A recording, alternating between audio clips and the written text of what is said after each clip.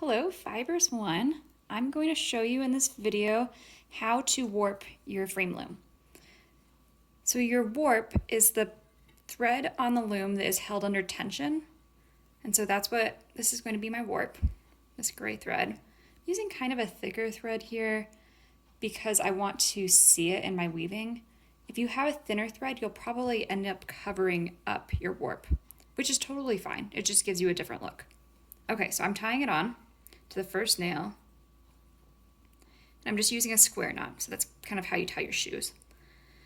And I'm going to double knot it because I don't want it to become untied, but I'm not tying it really tight, just double knotting, and I'm leaving a tail. This tail I'm going to weave back in with a needle after I'm done weaving. Okay, so now I'm going to go nail by nail. I'm not pulling very tight because as you weave, your warp will get tighter as you add more threads. And so I don't want it to get too tight because it'll be too difficult to weave later. So everything is it's taut, like you can kind of see the tightness I'm doing here, but it's not so much that I can't have a little bounce. Okay.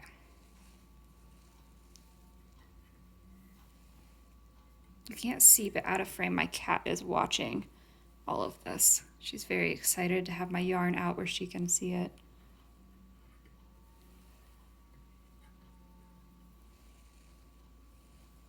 Okay, and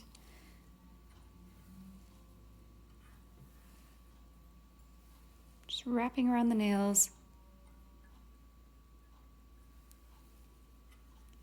Back and forth. I really like this dark gray. I'm excited to weave on this. I'm thinking about picking some dried flowers from my garden. I have a whole bunch of dried flowers right now out there, and things are just about to turn green, so it's time for me to start cleaning all those dried stems out, and I think I might weave with some of those since I'll be weaving in my garden when I can, spending a little bit of time outside. And those, if I do end up using some dried stems, they're pretty sturdy stems, not like a flimsy flower, but old, like kind of stalks of stems. Those won't last forever, and I'll have to be kind of delicate while I'm weaving with them. But I think it will be a fun experiment, at least. Okay. Now, if I want to change colors in my warp, I can do that. So if I want a little stripe of color on the end, and I think I do, I'm going to end here, cut my thread, and then I'm going to tie on just like I did to start off.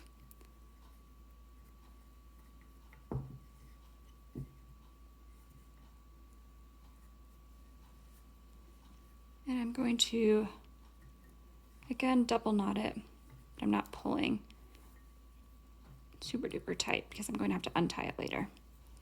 Okay. Now I'm going to switch yarn. I've got this yellow, I actually dyed this. This is I think a cotton here, and this one is a wool. So there's a danger in using different threads that you could end up with a weird tension if you're working on a big floor loom. But because we're working on the frame loom, I can kind of have weird tension and adjust it later. So that's totally fine. Okay, so I'm tying this on, double knotting it. If you hear some tapping, that's my cat getting into the yarn basket. Okay, and then I'm just going to keep going. So this will give me two colors to work with in my warp.